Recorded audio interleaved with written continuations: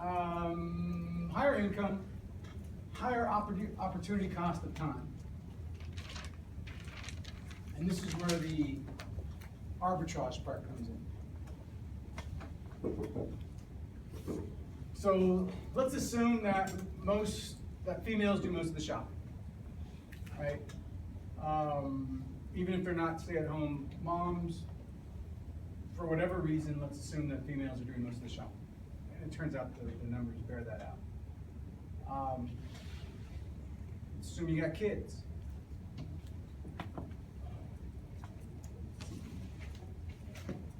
You got kids, like shopping intent, you're there to buy a bunch of stuff, a basket of goods, food, diapers, all this stuff, including probably wine. Thus, wine is part of your basket of goods. Is that a sneeze or a cough? A sneeze? Bless you. Demographic and shopping intent would be reflected in a lower price elasticity of demand for grocery store shoppers. And here's my example. I got 3 kids. And when my wife and I would go shopping, we had this rule. When they were younger, we had about 20 minutes to get in and out of there before all hell broke loose. And by all hell breaking loose, I literally mean just someone, they're not going to get this 50-cent toy that they want, and then they're going to go nuts. And believe me, there's been plenty of times where we had to do the walk of shame. What's that? One of us has to grab the kid and walk him back to the car while the other ones finish the shopping. And you get kicked and screamed, and it's the walk of shame. It's not fun.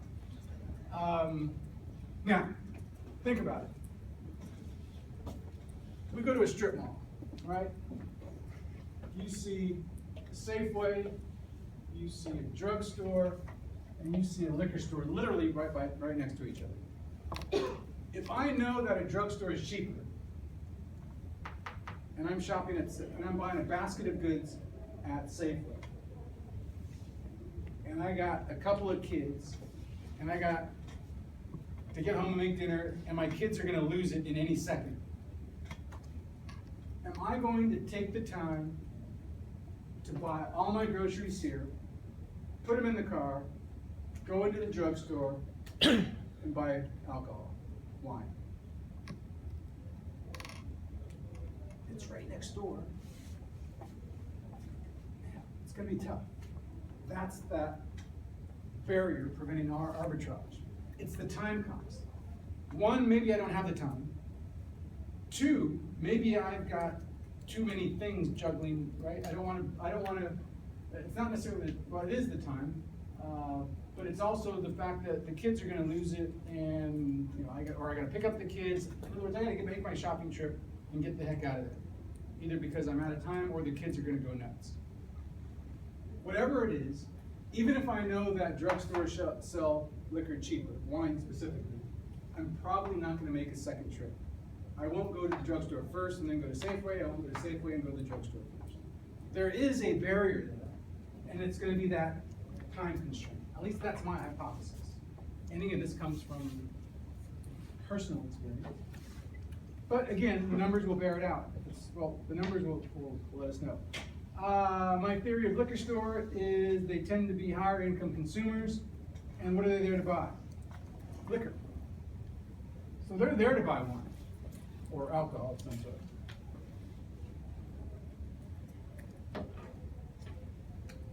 Demographics and shopping intent should be reflected in a lower price elasticity of demand.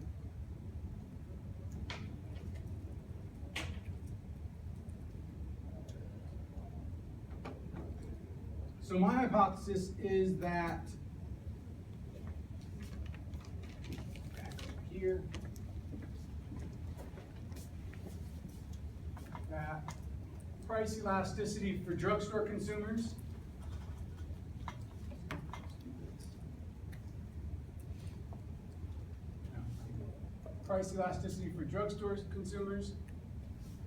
is greater than that of grocery store consumers. which is greater than that of liquor store consumers. Let's turn that into a G. G for grocery stores. If this is true, based on the demographics is stuff that I looked at, and shopping intent is stuff that I looked at, but if this is true, then I should be able to charge prices. Price of liquor store should be greater than the price of a bottle of wine at a grocery store, which should be greater than the price of a bottle of wine at a drugstore. According to our theory of price elasticities and optimum prices. So if my hypothesis is true, we should observe this. So the question is, do we observe this? Right? And again, not everyone bought this when I was writing this paper.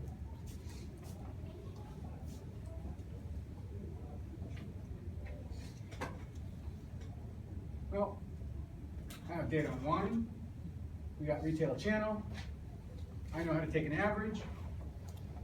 Average price at drugstores was less than the average price at a grocery store, which was less than the average price at a liquor store. All those people that questioned my hypothesis, the data is the data.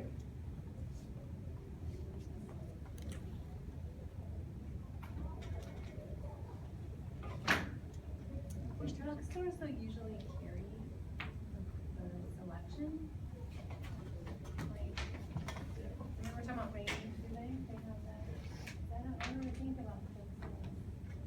Like, What are you trying to say? Box wine or, I mean, are they comparable as far as do they have the same offerings, all three of them? So you're saying that the different stores have different wine offerings? I don't know. Well, I'm not in a what we're position, I wondering don't- is how consistent is the exact product in each of the stores? Is it the same bottle and but it's different prices? I screwed up. I'm pretty sure you assumed that. Well, let's see. Here's a graph that I like. It's called the Box and Whiskers plot. Whiskers, not whispers. Essentially, it shows the interquartile range. What is the interquartile range? It's the 25th to the 75th percentile. It's this middle 50%. And as you can see, the middle 50, you can see this whole interquartile range does what? It rises up as you go from drugstore to grocery store to liquor store. Again, kind of further illustrating the point that the prices are different across the retail channels. And they're different in the direction that I predicted them in. But you guys are questioning my methodology, if not my intellect and my manhood, by suggesting I did this all wrong. I can feel my voice getting higher by the second. So let's see. What that's called is sample selection bias. It means, are there price differentials, or are we comparing the prices of different wines? Is that what you're saying?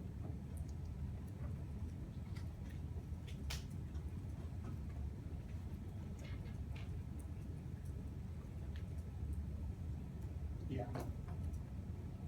Screwed up. The highest price wine at the drugstores was a $52 Gurgit Shields Cabernet. The highest price wine at grocery stores was a $177 Opus One. And the highest price wine at liquor stores was a $223 Penfolds Shiraz. It seems awfully high for a Shiraz. But that's another one.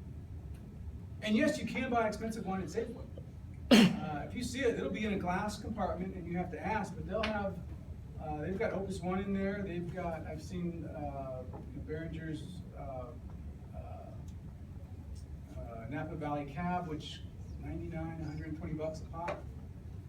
So you can get these wines at Safeway. So yeah, you're right.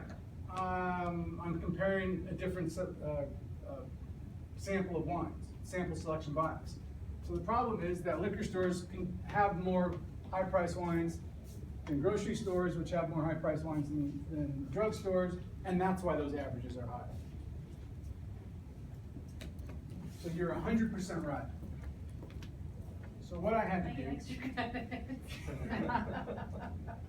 for making fun of my study, no, you don't get extra credit.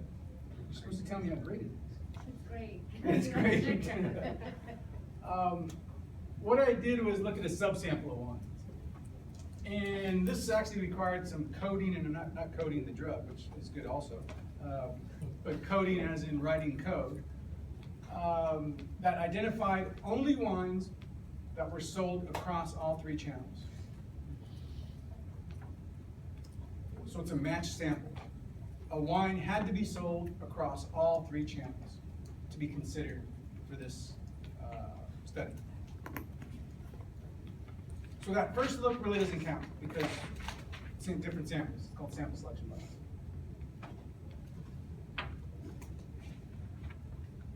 Now, when I looked at that first subset of only items sold across all three channels, what are our results? Again, drugstores are the cheapest, grocery stores are next, and then liquor stores are the highest.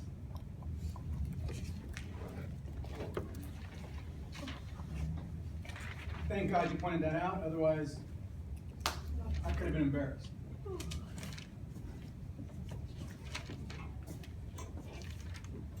And if we go to our box and whiskers, again, notice the interquartile range. It shifts up subtly, but shifts up in each category. And notice that the highest priced wine in every channel is the same bottle of wine. The nice thing about the scan data is I've got the actual SKUs. We have the actual SKUs. So all we have to do is match SKUs. I'm only going to look at SKUs that are sold across all three channels.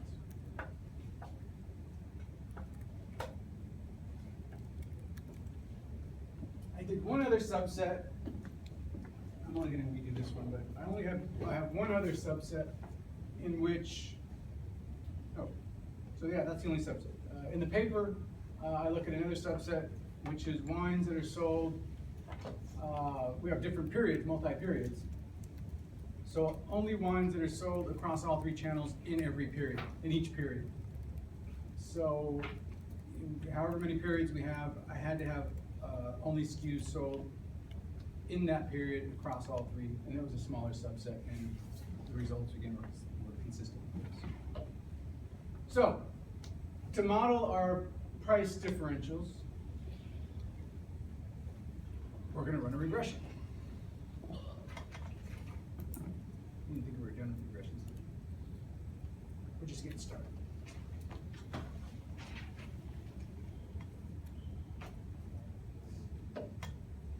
This is a real easy regression. This is just a dummy variable regression, right? Notice that we don't have score, we don't have any kind of quantitative variable. It's just two dummies. And the omitted dummy is going to be represented by what? So we have three channels, right? Yeah, we're missing grocery stores, but where would they be represented in this regression equation? The base. Which would be what? Beta 0, yeah. It's not going to be beta 1, that's drugstores. Plus, it's not going to be beta 2, so the only thing we have is beta 0. So if it's not drug, if it's not liquor, it's got to be grocery store, and that's going to be beta 0. So So beta 0 is the average price of grocery store. Oh, there it is. Beta 0 is the average price of wine at a grocery store.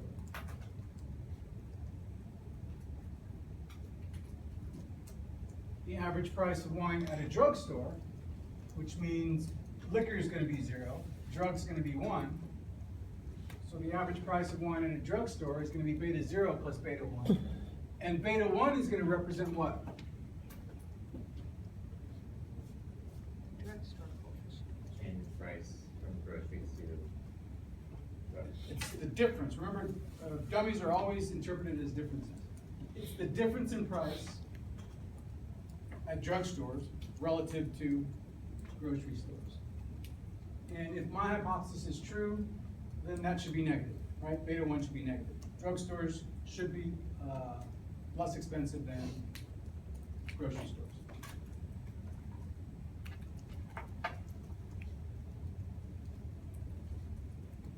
Is it important that you chose grocery stores to be the one that's beta 0?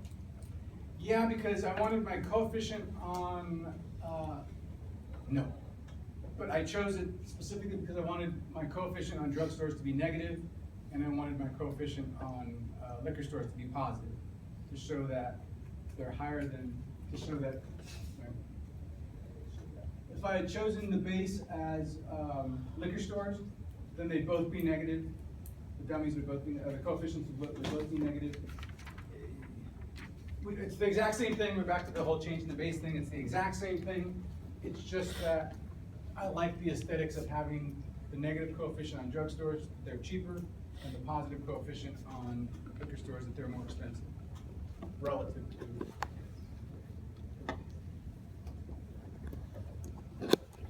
Speaking of liquor stores, if it's a liquor store, then drug is going to be 0, and the mean price of wines at a liquor store is going to be beta 0 plus beta 2.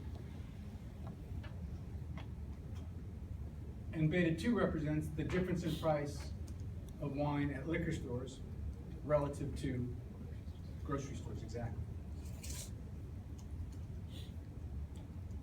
These are much easier regressions than the last problem set.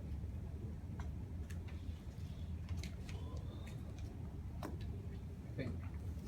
It looks easier.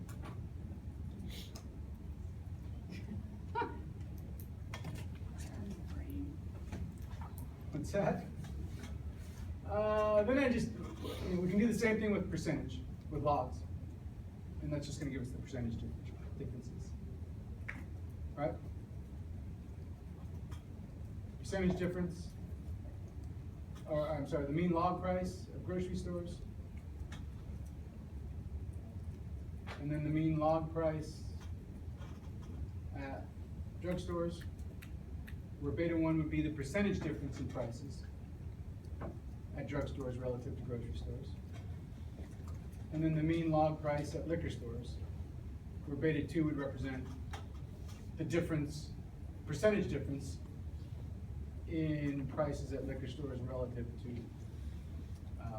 grocery stores.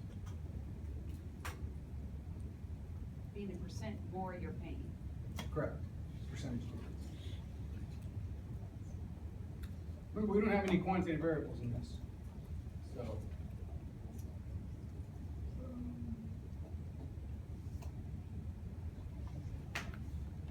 Now this gets a little bit nastier. Not much though. Remember, so we can establish this pretty easily.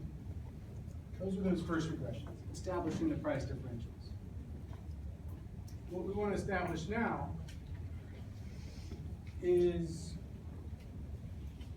the price elasticity differentials. So we got log cases and log price.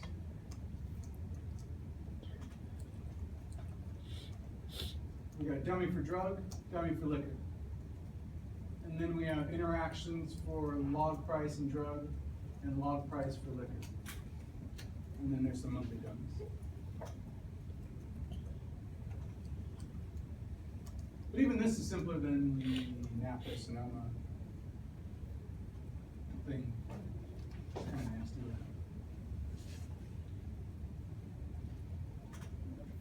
B4 and B5 is the difference? B4 and B5, one is log price times drug, one is log price times liquor.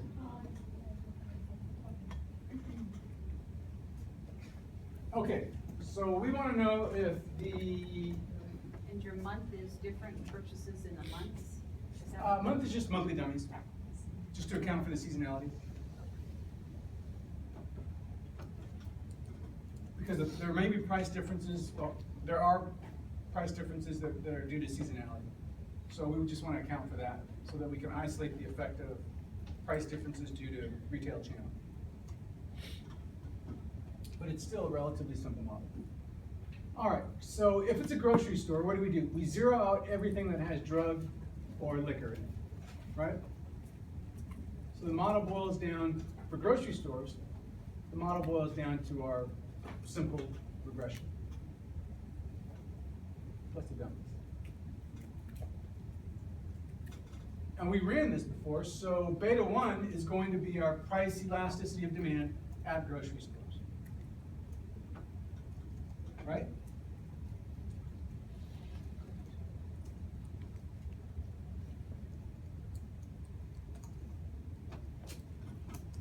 For drugstores, we zero out everything that says liquor and we put a 1 in for everything that's drug, says drug. And we end up with this model. But this is pretty easy because we don't really care about the intercepts. What we're concerned about is the price elasticity of demand, which is the coefficient on log price. The price elasticity of demand of consumers at drugstores is beta 1 plus beta 4. Where beta 4 is the difference in the price elasticity of demand for consumers at drugstores relative to consumers at grocery stores. And we would expect beta 4 to be negative because it's going to make price more, it's going to make consumers more elastic. It's going to be more negative. Can you say that again? Beta 4 is the difference in. It's going to be the difference in the price elasticities of consumers at drugstores relative to consumers at grocery stores. Why would you expect it to be negative? Because we know, well, beta 1 should be negative, right? Price elasticity should be negative. And then adding another negative term should make it even more negative. So consumers at drugstores, we think, are more elastic. So it's going to be a more negative number.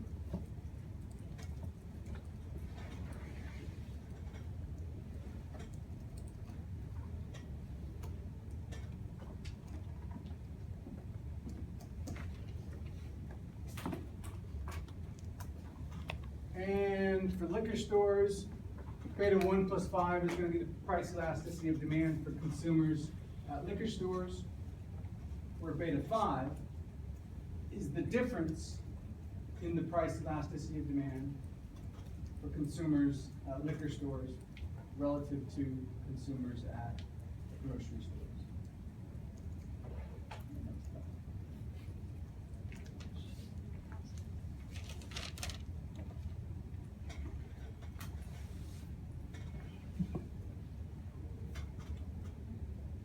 So if my hypothesis is wrong,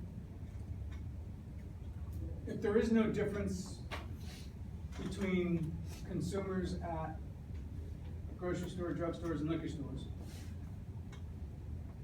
what would beta 4 and beta 5 be? Equal. Equal to what? Or 0. Which is equal to 0, yeah. Beta 4 and beta 5 would be statistically insignificant, probably. Small t's, right? Something less than 2. Small t, something less than 2. What conditions would exist if they were equal to 0? Then there would be no difference in the price elasticity of demand across those 3 channels. They'd all be, yeah. So consumers at all 3 channels would be the same, would be similar. What about beta 2, beta 3, there'd be differences in there? Probably, but we're gonna, our measure, we're looking at price elasticity, so we're just looking at the coefficients of log price. Price elasticity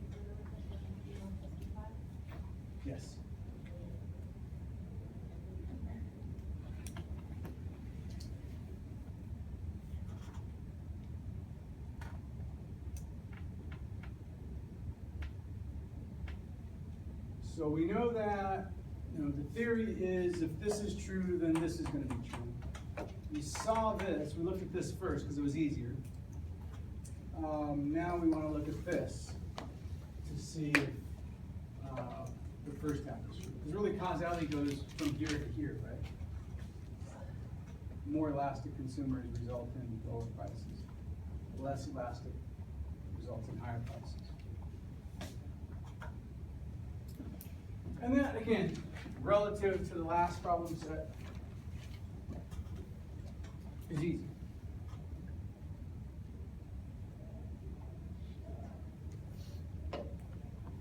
Any questions? Let's see. Oh, this is so the second subset isn't. So this is the second subset that contains only those items sold across all 3 channels in all 44 periods. Same direction of price changes.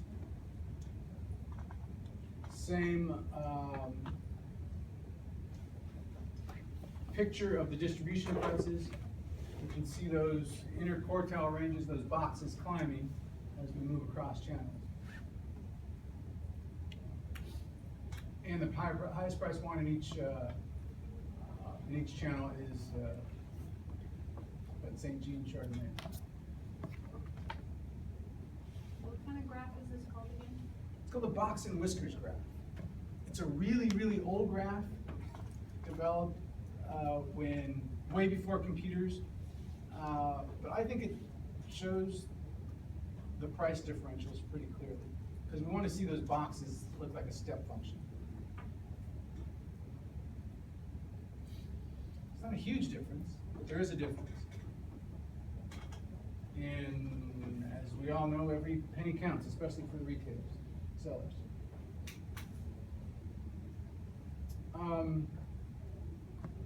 Here's a picture of the store differentials.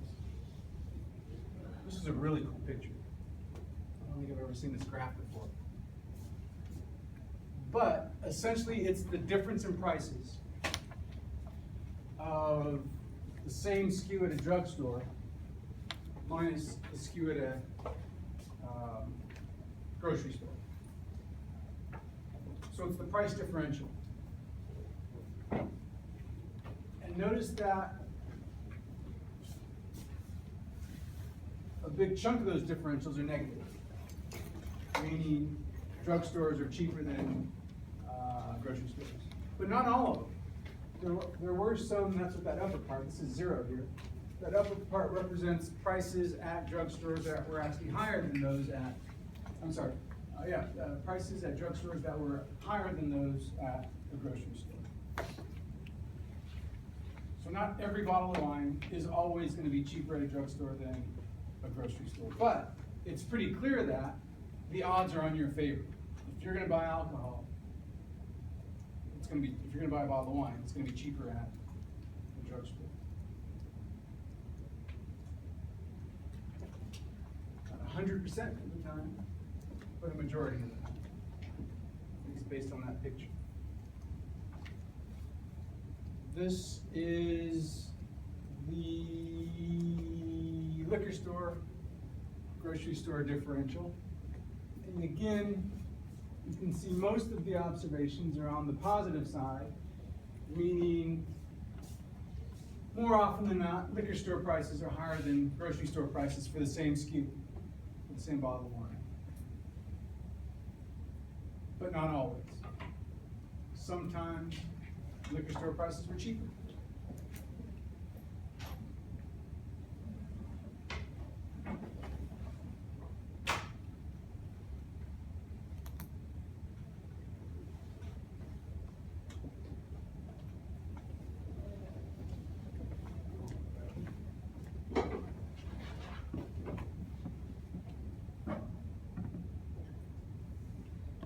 I looked at it by price point.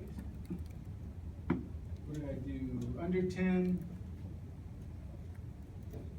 10 to under 20, and then over 20. And this is by case volume. And what this shows is that, oops.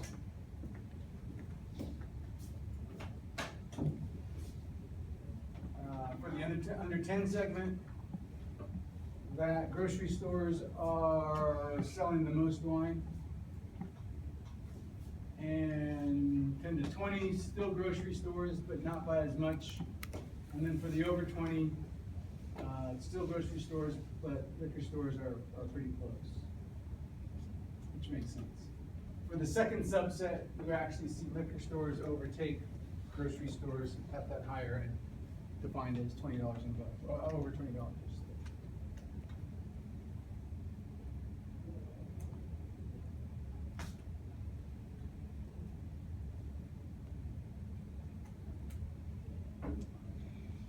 And there's a big fat regression table. Excuse me, regression table.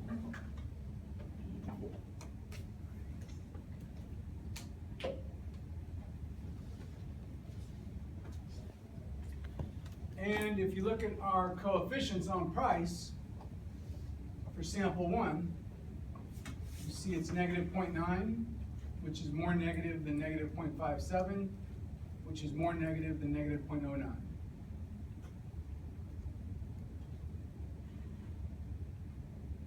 And you see that same pattern of price differentials in the second subset sample, which is a smaller subsample, which is negative 0.9, which is more negative than negative 0.4, which is more negative than negative 0.2.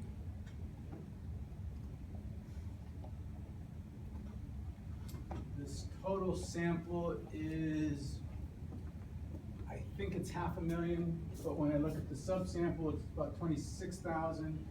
And then subsample 2 is even smaller, it's about 9,000. So Why wouldn't all observations be sample set equal? there's a couple of SKUs that are, they're off by just a hair, but there's a couple of SKUs that it's counting twice. That's not anything that we need to know. No, it was driving me nuts that I couldn't get those samples to be exactly equal. And they're only off by a few. Driving me nuts. Because I tagged each one of them. Each SKU I tagged, but there's a couple of SKUs that are being, twice. And then it's over multiple periods, so it ends up with, this distance is only about 50 SKUs or so, right, 60, less than that, 30. And, but that's out of 26,000, so I don't think 30 is gonna make much of a difference. You know it's 30 because you just know that now from looking at this. I know it's 30 because I can see 26,664 and 26,692. You're seeing the differential between the delta between the two. Those two.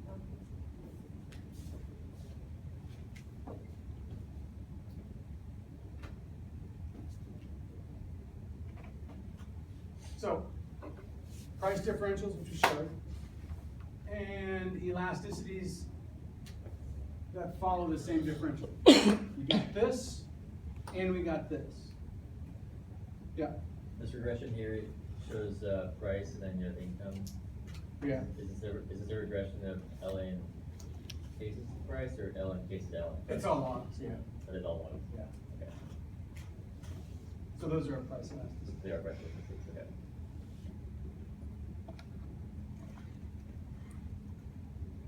It's, like I said, it was a pretty far-fetched hypothesis, especially given this. The fact that you literally have grocery stores with a liquor store and a drugstore sometimes right next to it. And it would be hard to argue that I can engage in price discrimination when you've got no barrier stopping you from going to the lower price store. And that's what people couldn't grasp. You know, when we talk about the hurdle model of price discrimination, we talked about, okay, I can see some people not wanting to clip coupons. I can see, you know, haircuts. It's hard to prevent, you know, it's easy to prevent that from being resold. And you can see all these other things, senior discounts. You can't, it's hard to fake being old and have an ID that says I'm 60 years old. If I want to get a $3 dinner at Denny's, Do I gotta put on a white wig and a cane or a locker and then go in there so I can get $3 dinner at 4 o'clock in the afternoon? Not everyone's gonna do that. I've done it a couple times and it's, the date usually doesn't like it, so, I had a wig for her too. So it was a hard sell until you show the numbers. And price discrimination can exist, and I think for the reasons we said. You've got this time constraint on people, especially at grocery stores, and you just have demographic difference. These people are almost the definition of low willingness to pay people. Very frugal, low income, high opportunity cost, or I'm sorry, low opportunity cost of time, right? If they're older, they may not be working, and they've got plenty of time to clip coupons and shop around and do all that kind of good stuff. It's almost the definition of. I have 2 questions. Is Bevmo included in liquor stores and like Total Wine and Spirits, those kind of places? Yeah, so Bevmo, yes. Costco, no. Right. Yeah, Costco But doesn't. Bevmo, yes. But Bevmo, yes. Okay. Costco, no. Walmart, no.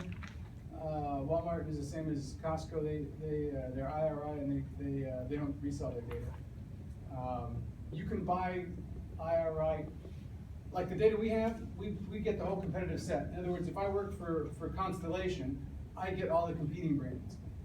But if I wanted to buy Walmart or Costco data, they would only sell me my data. So I don't have my competitor prices, and it's hard to do kind of to see, like what we did in the last example, or 2 homeworks ago. It's hard to measure the effect of my competitors' prices on my demand. It's hard to do that cross-pricing stuff with Costco and Walmart in particular. Most other companies let you have the data, you have access to the data. My second question is, the adjusted R-square is very low. Yeah. What do you make of that? The R-squared is trying to say how much of case volume are we explaining? How much of the variation in case volume are we explaining? And we're really not trying to model case volume. We're trying to model prices. So that's my argument is this is fine unless we were trying to forecast cases. And we're really not. We're just trying to say, are there price differentials across these 3 channels? So, no, very good point. Very good observation. But this is how price discrimination is done. You got a hypothesis, right? And you try to measure this, and if this is true, there's a formula. We saw it on the PowerPoint. It'd be nice if those were made available. But we saw it on the PowerPoint that there's a formula to come up with the optimal price for that particular market segment based on the price elasticity of demand. So if we can get those price elasticities, we can price discriminate. As long as we satisfy those characteristics, prevent arbitrage, easily identifiable, all that kind of good stuff, we can actually engage in those kinds of price discrimination. And price discrimination is a huge part of virtually any firm that has some product differentiation to it. You gotta have that element of, it's not real substitutable, right? And we know wine is, when you think about wine, there's lots of substitutes, but there's brand loyalty in wines like there is in everything else. Despite what I've been told by experts, I have one expert, he's the head of analytics, I won't tell you where, but he's the head of analytics, and he told me flat out, there's no such thing as brand loyalty in the wine industry.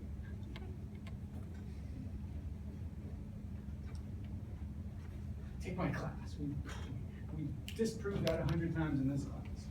So, he's an idiot, so.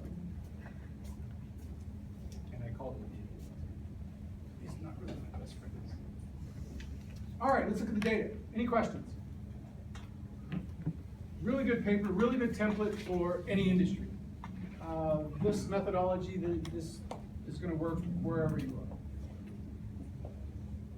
Is that on your website? Yeah, it's on your website, yeah.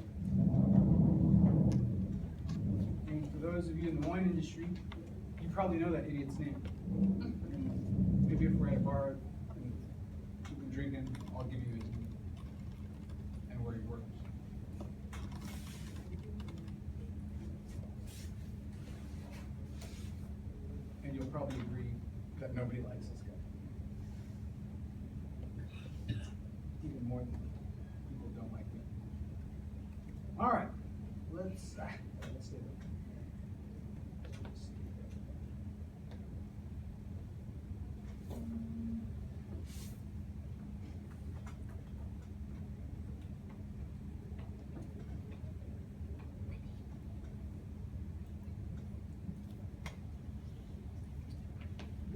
is. What are we up to in this class? This is the wrong class.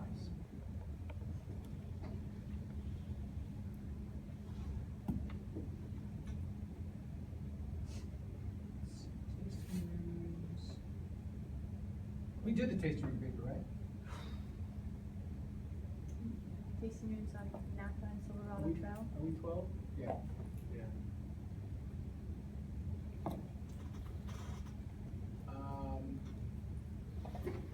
Yeah, the tasting room paper's on the website also.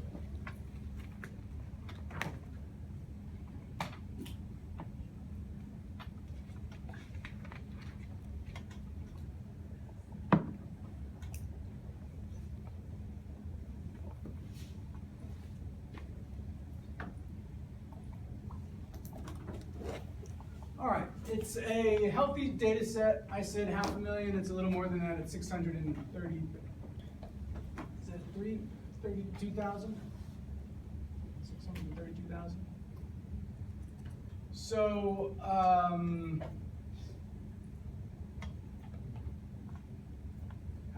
what's our biggest data set so far? It's 100,000?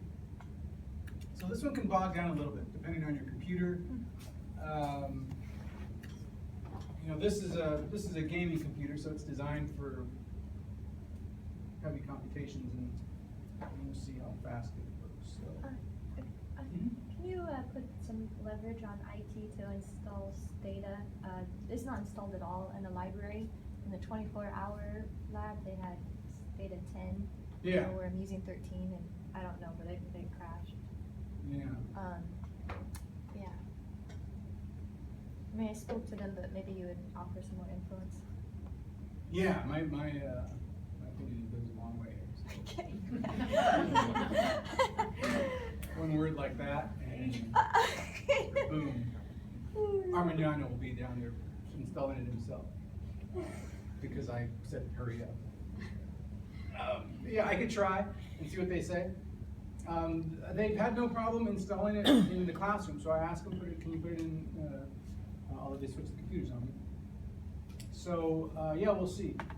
I'll ask, I'll send an email.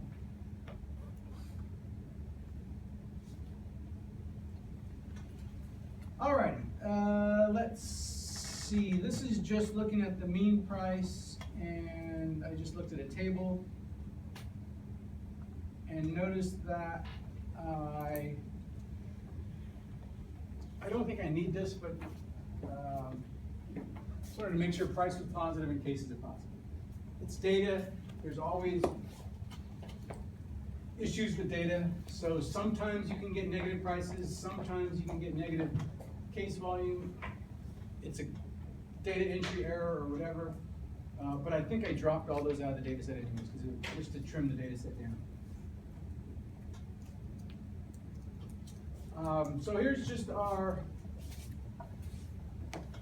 average prices. We should be able to test this, and again, this is for the entire data set. We should be able to test this for statistical significance by using the simple dummy variable regression, right? Log price, and then we use the two dummies for drug and liquid. And it'll show us whether the price differentials are statistically significant. And we can do it for both prices and log prices. What's that? Is N, what's N? Does that mean and? It says max price N. I think it's N. Oh, the number of observations. N is the number of Yeah. observations. The number of observed prices. And this really tells you where you're comparing really different samples. We've got 29,000 observations at drugstores, but we've got 250,000 at food and liquor stores. But thankfully this got pointed out, and I was able to fix that on the fly. Let's see, I want to run a regression. Let's see, what is this one? Oh, also I wanted to make sure that this is true. So let's just let's try to standardize everything, look at 750s. You don't want to compare, what if one store has a lot of 1.5s, right? The big bottles. And so you want to make sure you're comparing apples and apples and not just average prices.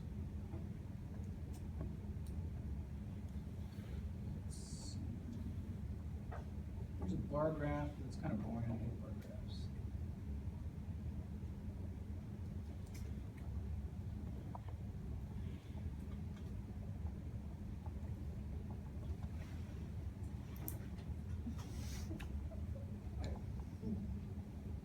That's not very exciting. Heart pressure, heart rate. Is that the same thing as that other something whisker, walk-in whisker? No, that's right here. So that one was, if you look at the command, it was, where'd it go? Graph bar. This is graph box. So if you look at the command here, it's graph bar. So to get the box and whiskers, it's graph box. And again, just copy and paste your 750s, positive price, positive cases. And for just the graph, I got rid of lines over 50 because we had a lot of outliers. But for your analysis, you want to leave those in.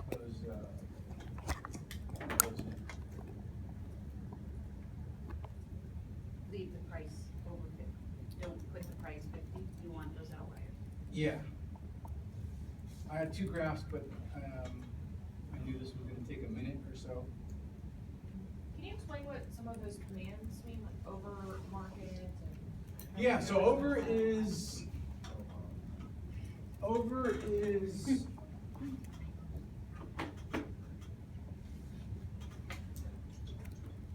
So is that representative of the same thing as that other bar graph was? It's the same data? it's just the same displayed data, but I differently? think it's a better representation, visualization, I should say. Over just means if we didn't put over, it would do one graph for everything. I want it by what we used before is by, but this is now over. So it's over market. And what's that other part, where it says AS? As Y bears, don't worry about that. You can put that, it adds some color and stuff, so you can try it, not try it.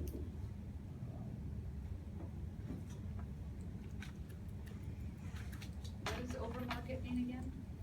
Like, to do it over each market. It's all three.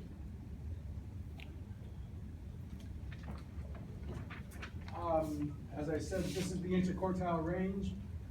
What's defined as an outlier for box and whiskers? I think this is anything beyond 1.3 standard errors from the mean, and this is 1.3 below, so. But you can see that there are lots of outliers.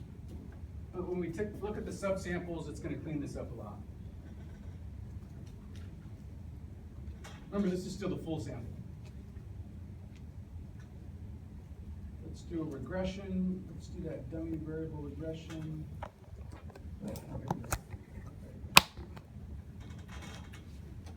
And again. Sorry, the regression Oh, have we used the tab gen yet? default. Yeah. For the brands, exactly. So market is, right, if we tab market,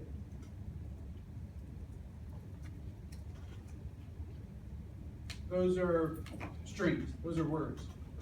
There's no numbers on them, numbers under them, it's a word. So we're just gonna tab gen. And what does tab gen do? It's gonna create 3 dummies. Market 1 for drug, market 2 for food, market 3 for liquor. I'm gonna rename those drug and liquor because I like those words better than market one, market two, market three. And now I can run that. And again, this is why I chose grocery store as the base, because I wanted to see if the drugstore was less, it was negative, and if the liquor store was more, it's positive. Yes, it's negative, and it's statistically significant. Yes, it's positive, and it's statistically significant.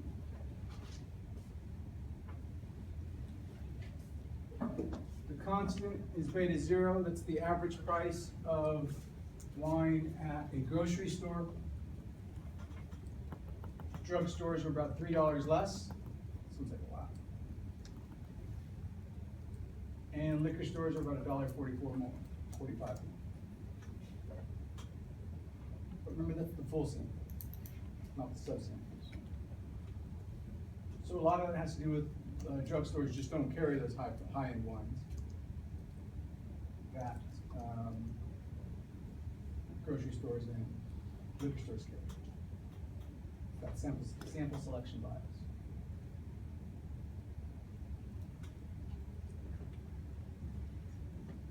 Any questions? Real simple regression.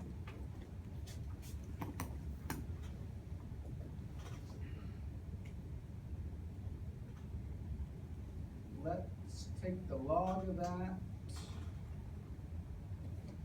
Where's my log prices? Studies in logs in here somewhere.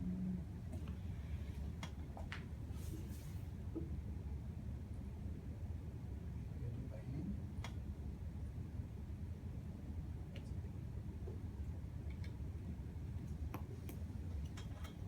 Let's do log.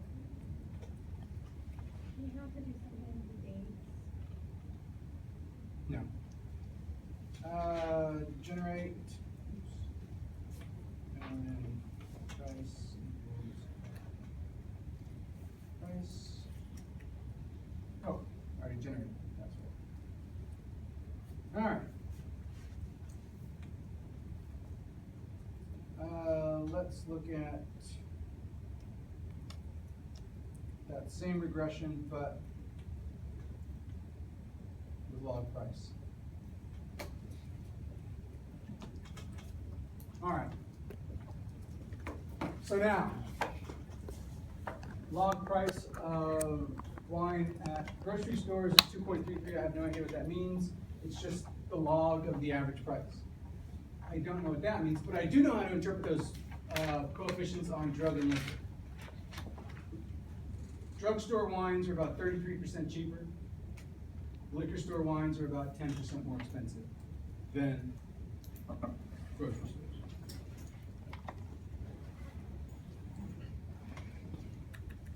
And again, the results are statistically significant.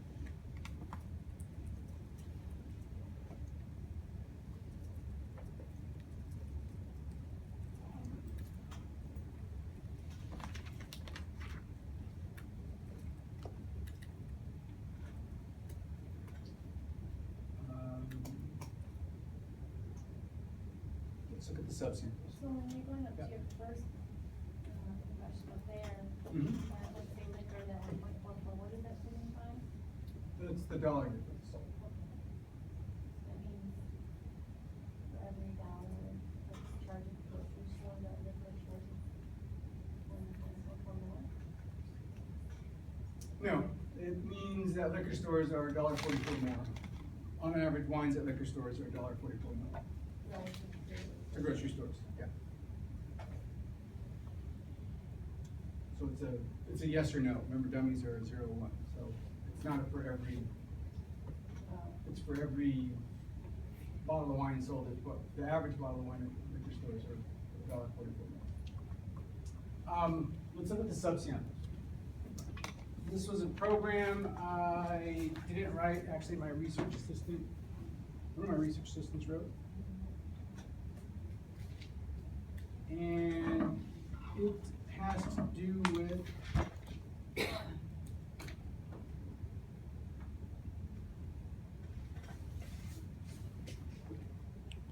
these 3 item tags. these three variables called M1, M2, and M3 color.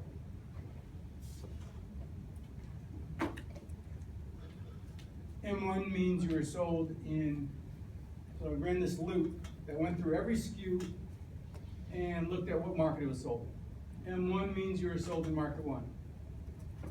M2 means you were sold in market 2.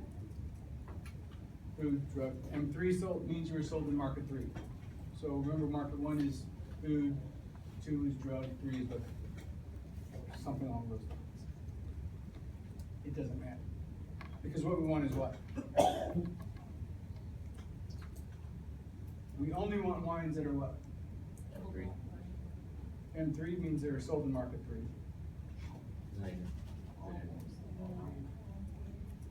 That were sold in all 3. So M1 means they were sold in market 1, M2 means they were sold in market 2, M3 means they were sold in market 3. We want wines that were sold in all 3 markets. So that's our criteria. And it's a really small loop. If you ever look at it, it's pretty cool.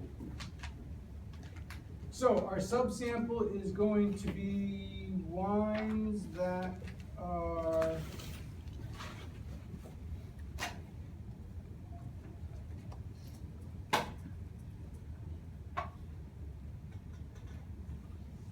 so here's the same command.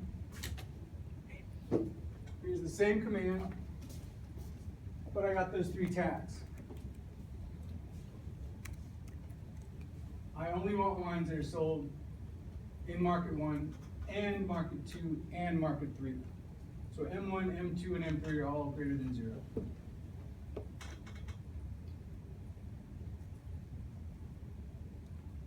Once again, we can see the price differentials. Drug, cheaper than food, which is cheaper than liquor. So we're getting the same pattern, although the difference isn't as great. And we use the same criteria, bless you. We use the same criteria for everything else we do. So we have to have that criteria that all those, that the wines are sold in all, across all 3 markets. Let's run a regression.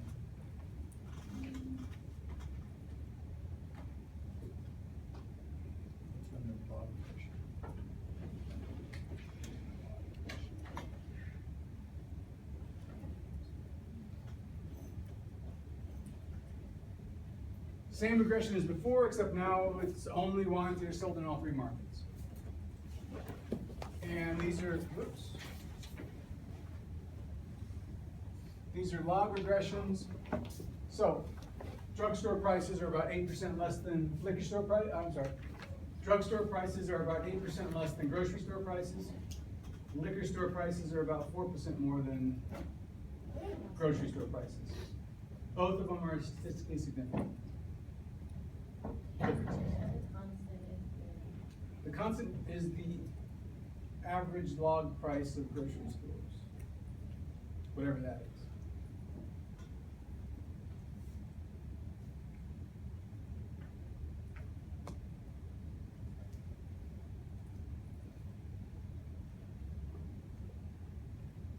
What is that level of 99 at the end of it? Oh, it changes the, by default, you get a 95% confidence interval. Who asked? By default, you get a 95% confidence interval. Level changes it to a 99% confidence interval. Yeah, bless you. I just threw that in so you can change it.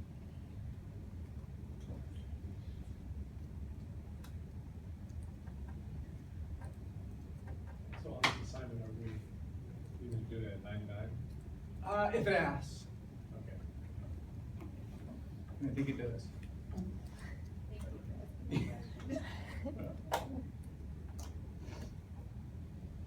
You figured it out.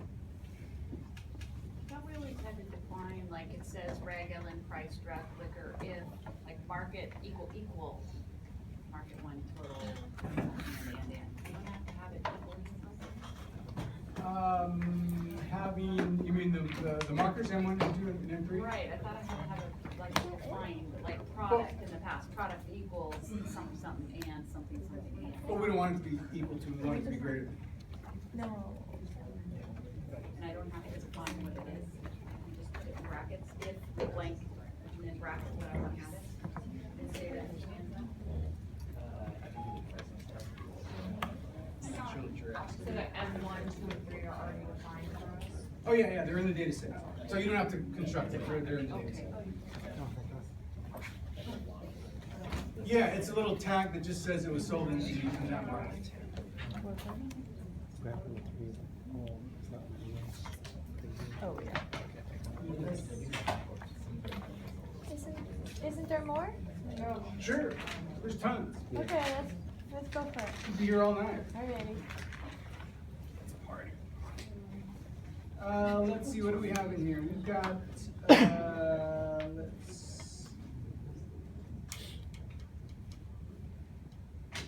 did not give you income, I guess you're not gonna use income. It's not in your data set. That sucks. Doesn't look like it. Let's run a, elasticity. Oops. Oh. Why is it doing that? Click on it. Yeah. Click on the sliding bar, yeah. All right, so there's our log prices, log cases, we got those. I'm gonna just generate those two interactions. And we can do that. Huh. That.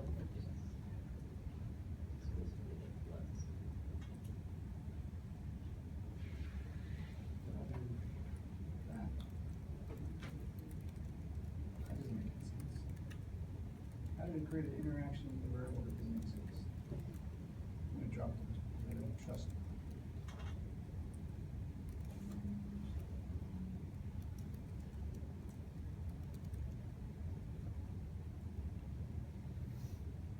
All right, so I know log price exists. So if I click it, it'll tell me it already exists. Generate the interactions, which took all of a second.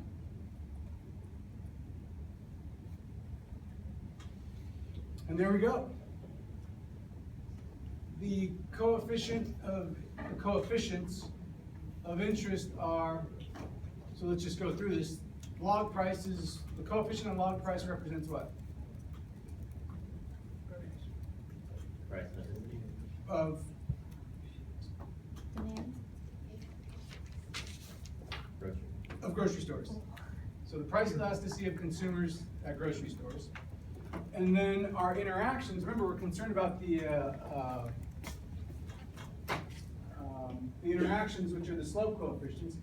The drug log price interaction is negative 0.4. So that means we're gonna add that -4 to -5, and we're gonna get something even more negative, which means that drugstore shoppers are even more elastic than grocery store shoppers. And in fact, that -0.4 is the difference in the price elasticity of drugstore shoppers relative to grocery store shoppers. And it's statistically significant. The interaction with liquor and log price is positive, which means it's gonna make that negative number smaller. It's gonna bring it closer to 0, right? Right? Yeah, something like that. And that means that liquor store consumers are less price elastic. They're less responsive to prices. We're adding a positive number to a negative number, it's gonna make it less negative, not more negative. And it's statistically significant, so.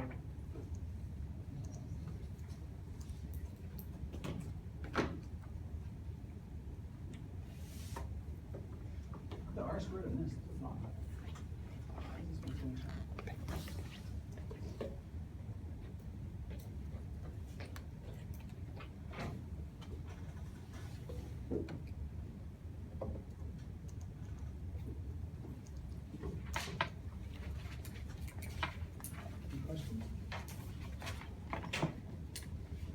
That's it, that's where we finished off.